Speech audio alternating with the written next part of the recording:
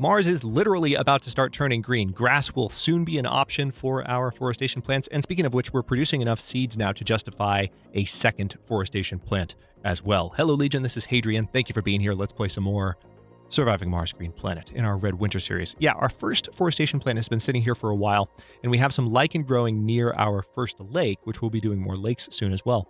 But on top of all of those things, it might be time to go ahead and just build a second forestation plant, which will help spread greenery around quite nicely. So I think what I want to do in this particular instance is, why don't we have it out here? Now, it's saying that it's cold terrain, but I don't mind that it's cold terrain. I can deal with that.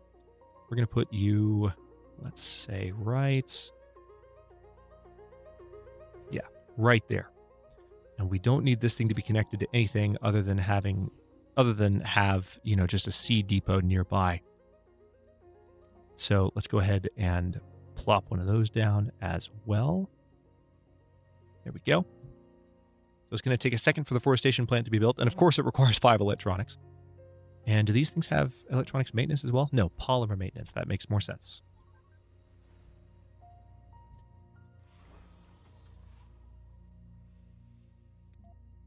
One of the main things that we're focused on at the moment is getting additional colonists down as quickly as possible so that we can fill the existing space. I mentioned this at the end of the last episode, fill the existing space in our colony. We have a bunch of vacant residential slots, and by virtue of that, we also have vacant job slots, which can contribute to research, contribute to, well, actually, we can't do a lot more with this rare metals extraction, and there's not a lot left in this rare metals deposit either, so that's worth thinking about, because that's our electronics production there.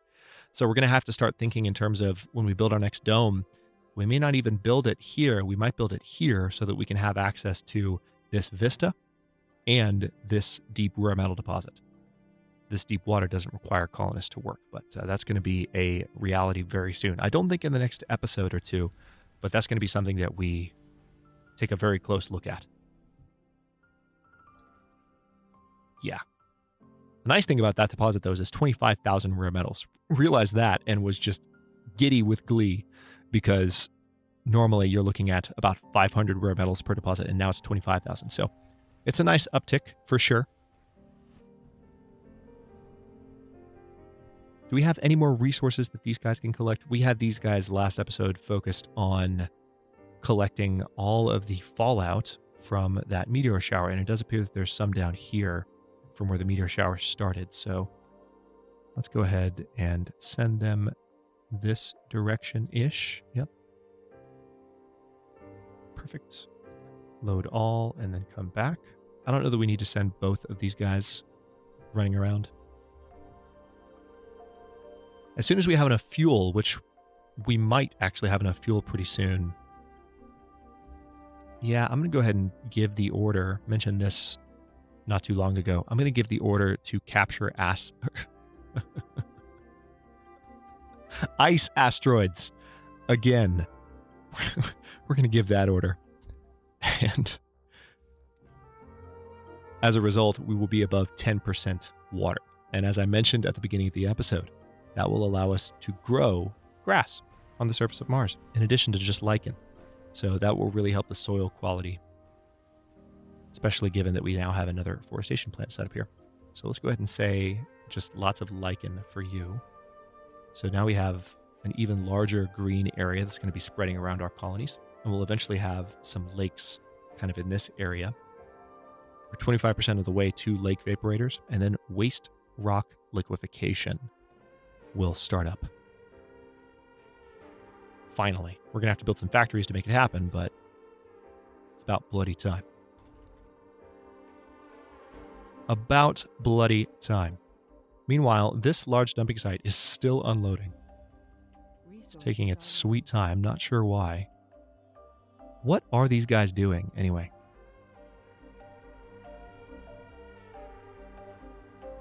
Oh, okay, that makes sense. Yeah, these guys got distracted. Totally fair. They're bringing fuel over to Dragon number 1 for our new mission, which, again, that's acceptable. That's an okay course of action for me. That explains why they're not helping out there.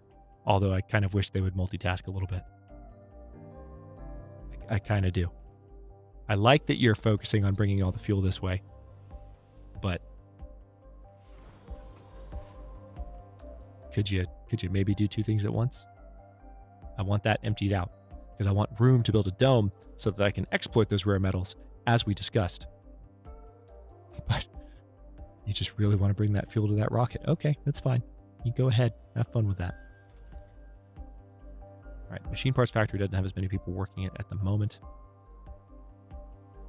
I could change that by making this high priority.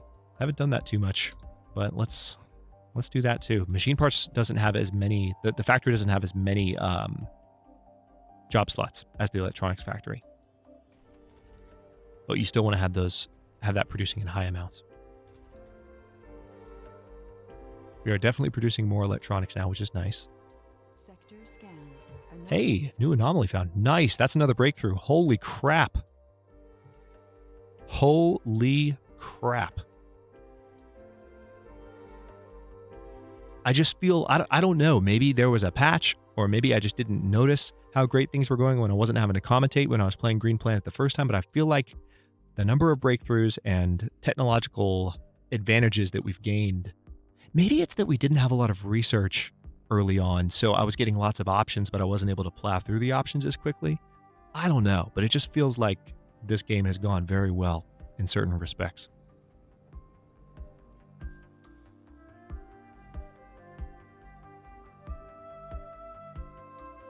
We do have the ability to build drones planet side now. I haven't actually done anything with that yet, but we do have the option. Cost electronics to do, so part of me wants to just wait until we have more of a stockpile of electronics. And we'll get there, of course.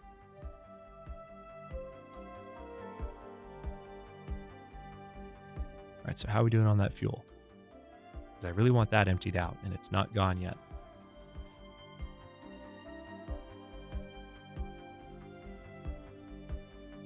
As soon as this hits 100, these jets will, or the drones, I guess, will start focusing more on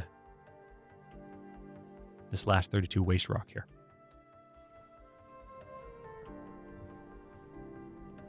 Exciting stuff, though, because we're going to have actual, probably by the end of this episode, we're going to have actual blades of grass on the surface of Mars. In very small amounts, but we will.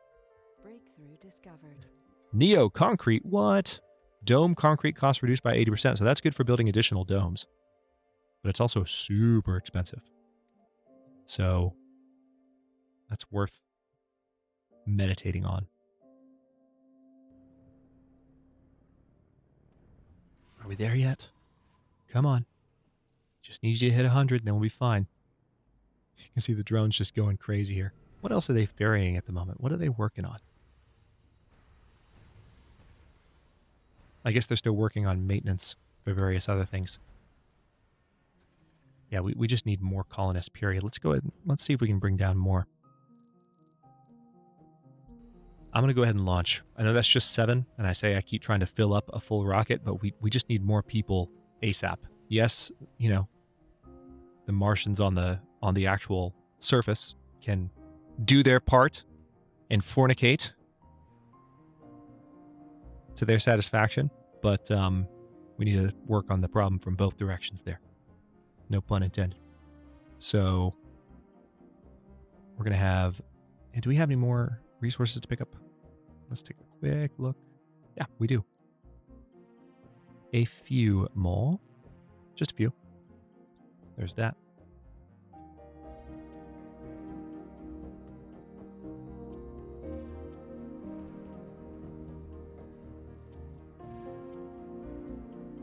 Rocket's already 50% here. Making good progress. All right, just 4 more fuel needed, and then that will be done. Hurry up, you guys. I guess one of the main things is that we don't actually have a lot of fuel to spare at the moment.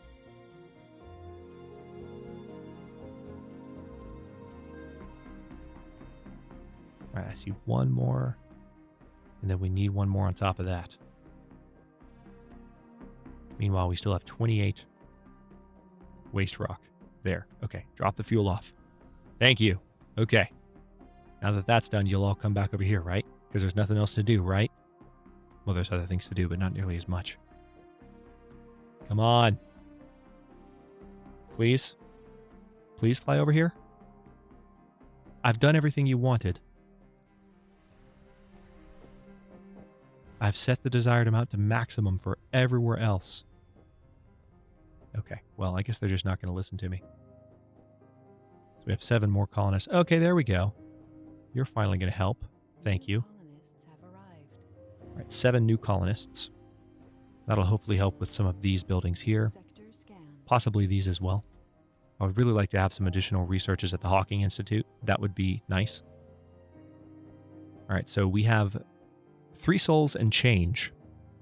Almost 4 full days until that project is done. But once it's done, we will have grass. So it might be near the end of this episode before that happens. What are the buildings not working, by the way? Oh, you're waiting for seeds, huh?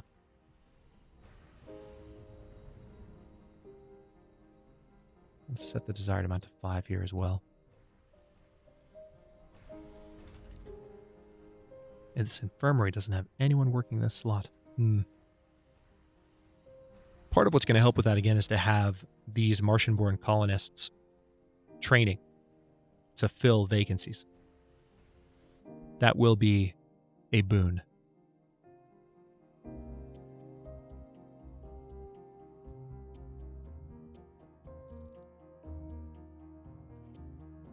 Let's gather those up. Yeah, that'll be a boon to our colony, but it's just happening a little bit more slowly than I would like. Should have had the university in place sooner, really. Let's see what else we've unlocked while the game runs in the background. We haven't unlocked the MDS laser yet, and of course we get to a point where meteor impacts no longer even become a concern. Meteor storms, storms at least, will end at 80% atmosphere. Clearwater rains will also start. Actually, clearwater rains are going to start soonish. That's nice. Toxic rains will end at some point after that. It's good to know. Yeah, not a lot going on in the research labs. I'm guessing what's happened is because I've prioritized these buildings, we have additional people working those. That's one of the things that can happen when you use the high priority options, which is why I try not to do it. Taking a quick look at my farms here. Yeah, we're okay. Food-wise, we've been okay for a while.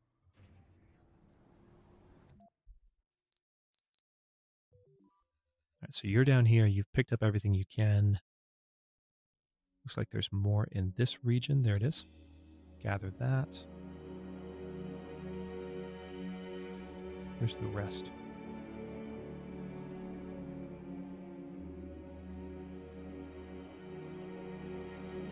There's supposed to be metal here, but I don't see it. No, that's the 4. Aha. Okay.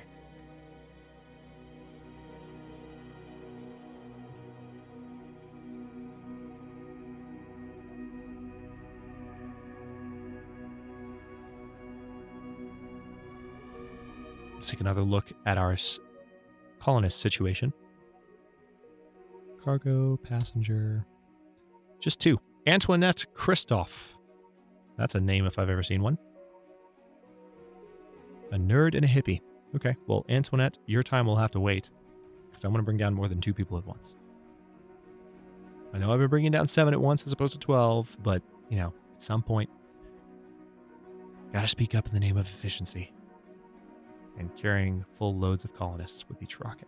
Especially once we have the technology in place that will enable us to have more rockets, more colonists per rocket. Okay, so at this point, I'm just going to destroy the dumping site because I'm annoyed. And what this is going to do is there will no longer be, maybe that'll motivate some of the drones, either by air or by land, to move this waste rock.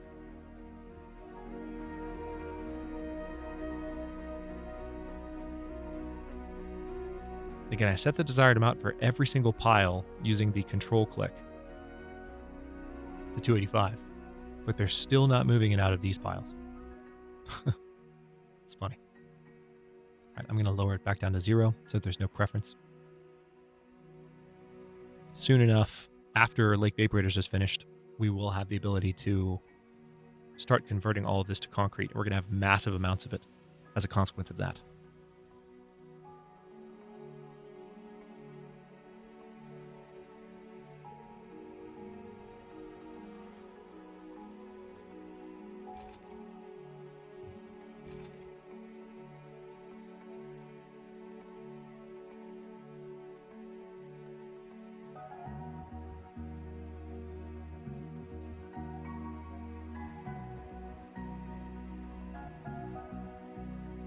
Still waiting for seeds at this particular spot. Okay, there's some.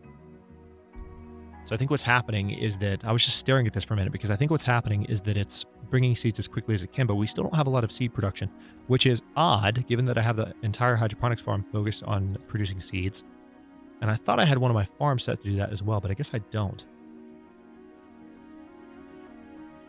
So I suppose I'm going to switch the potatoes to seed crops. Actually, no. I'll keep the potatoes there. We're going to replace the wheat with seed crops because potatoes are a lot more bountiful than wheat. Sector scanned. Oh, nice. Looks like we have some rare metals down here. There's actually a lot of resources in the center of this canyon to exploit. I don't think we'll ever get around to it because we won't need to. But it's notable.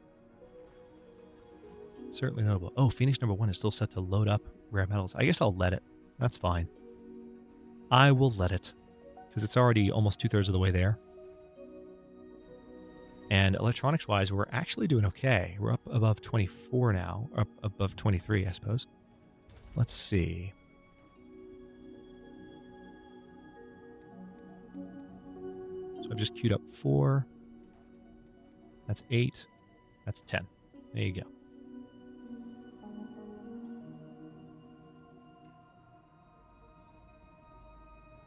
So it's going to pull in all 10 of those electronics right away and then start producing those.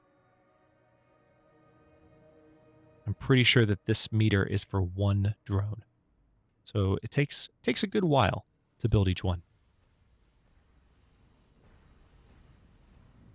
That is okay. Yeah, we need one of these farms that's devoted to a little bit more food production. Yeah, okay, so I did have this one set to seed crops already. I wasn't crazy.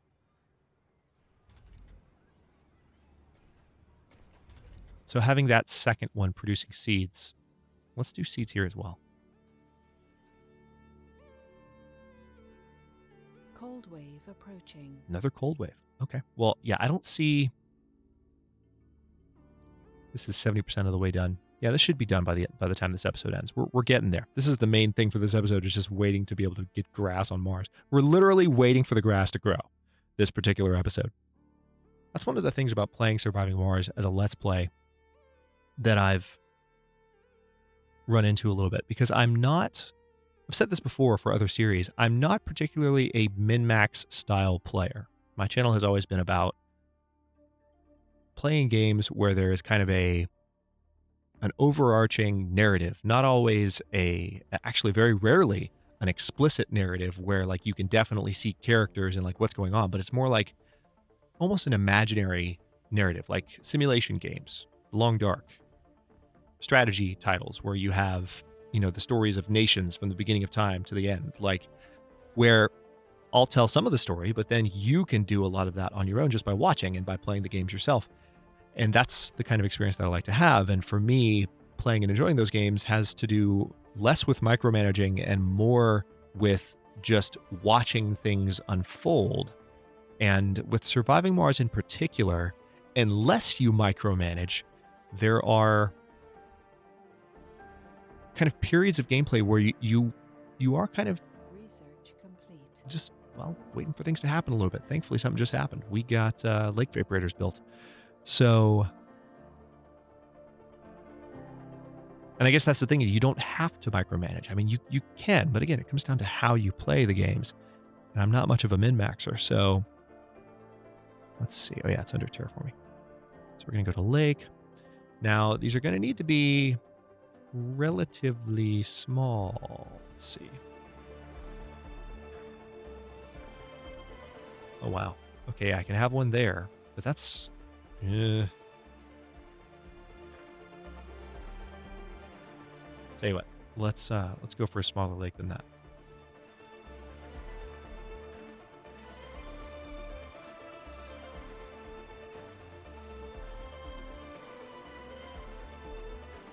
Just looking at different visual variants. I guess there's not much of a visual variant here.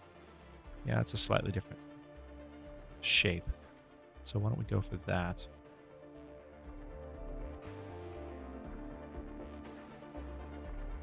I like the idea of having it here because I can just connect it right to this dome. Yeah, let's put you there. And then we will lay down some piping.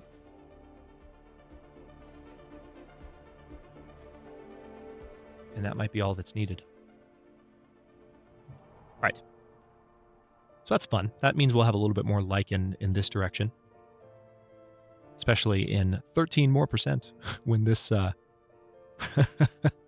what was the Freudian slip? Or not really a Freudian slip. What was the slip of the tongue early in the episode? The Asteroid. Once the Asteroid has landed, has been captured by dragon number 1. We'll have more water above 10%, and we'll be able to tell our 2 forestation plants to grow grass, which is awesome, and I'm excited about that.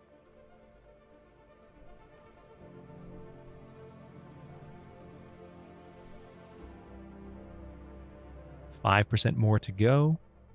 So this lake is not going to take a long time to fill up. It's already 2% full. I guess it will take a while. I guess no matter the size of the lake, they all take a certain amount of time to fill up, which is weird.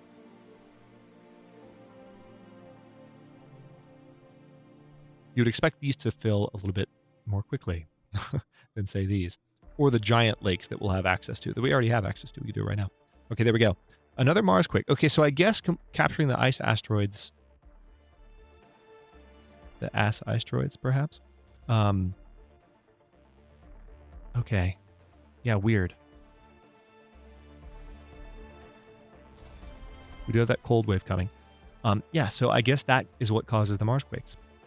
That's just odd. Okay, but now that we have that option, we can do something very, very, very important. We can tell these guys to start growing grass. We'll still have them produce a little bit of lichen. But where's the other one? Oh yeah, duh, right here. There we go. And we'll see if a patch pops up before the end of the episode. Hopefully it will. By the way, now that we're at 10% groundwater, maybe we can see... You can start to see some atmosphere a little bit, which is nice. There's definitely some clouds now around Mars, which weren't there before. So you can see just some white vapor clouds as a result of having 30% atmosphere. That might be some blue water right there. Yep, there it is. Surface water right there on Mars. Starting to change things. Also, there will be some popping up in the Valles Marineris before long, but it's not there quite yet. But you can definitely see some right there. And you can maybe see it starting to fill in some of the other craters. But eventually we'll have vast regions of the planet's surface that you're currently looking at. Just, of course, covered with water. It's awesome to see. All right, so we're going to zoom in real close here. See if we spot any grass.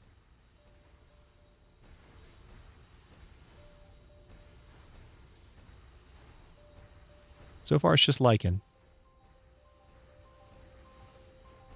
But as I've mentioned before, it's fairly obvious when it does pop up. You can also see that lichen is starting to spread. Is that spreading beyond the reach of the... No, that's still within... This is still lichen within reach of this forestation plant. So for a second I was like, ooh, it's spreading. But this is going to be one of the... Speaking of watching the grass grow, and I mean, all joking aside, This is going to be one of the things that's fun about watching this series going forward, is that we are going to start to see a gradual process begin to take place where the planet is going to start turning a little bit more green. Although I don't know that any grass is going to pop up before the end of this episode. What you generally have to do, I've found, is have water nearby in addition to the forestation plant. So I might have to get a lake going in order to have grass popping up above the surface. But it's going to be here before long. Hang on, I'm determined. Like, I feel like there's got to be at least one patch already. It does stand out a little bit because this is all kind of blue-green algae and lichen, right? But the grass will be like a much richer, well, green. It's grass. So it's a little bit more evident when it pops up. It's not going to pop up over here yet because, again, we don't have a forestation plant set up. But we could do that. We could set up a third forestation plant. I'm going to go ahead and give the order for this rocket to return. Meanwhile, this one is almost full of rare metals, so we're going to be able to make some more money soon.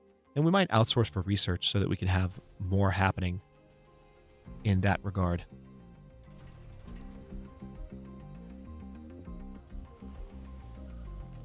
Okay, cold wave has kicked in and I completely forgot about it. So let's hope that this happens relatively quickly. We've got plenty of metal laying around, so the drone should repair those before everything freezes. Hang on, I'm not going to end this episode yet till we know this is back online.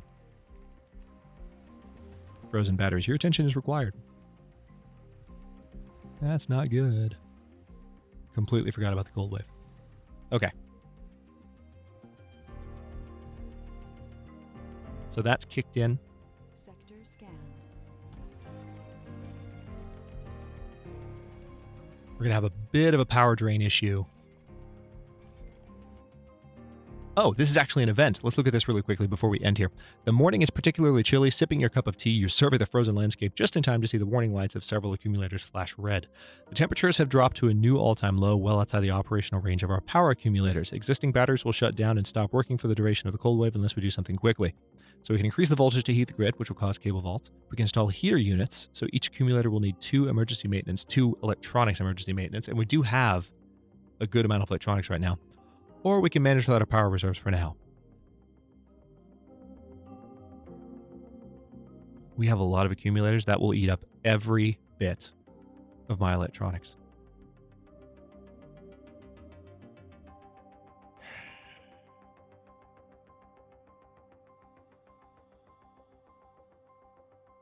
Let's increase the voltage to heat the grid. That's going to cause some cable faults. I'm going to keep things paused as I end this episode, but in the next one, we're going to see the results of that decision and the results of my getting too excited about the grass growing to remember to actually turn the heaters on for the cold wave. Yeah, have fun with that one in the comments section. But for now, I'll stop this one here. Thanks for watching. If you enjoyed it, don't forget to like the video and subscribe to follow along. New episodes are coming out every day at 1 p.m. at U.S. Eastern Time. Comments are always welcome. Let me know what you think, and I'll see you next time.